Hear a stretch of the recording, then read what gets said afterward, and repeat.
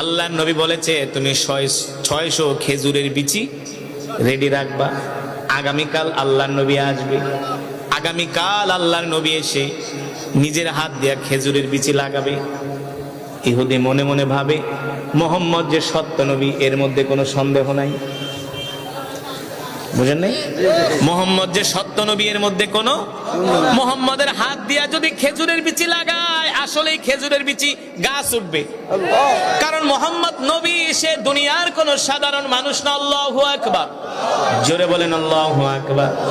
মক্কার মানুষরা আল্লাহর নবীর বিরোধিতা করত, কিন্তু তারা জানতো মুহাম্মদ হলো আল্লাহর নবী, মুহাম্মদ হলো ভালো মানুষ। তার মতো এত ভালো মানুষ মক্কার জমিনে একজনও নাই।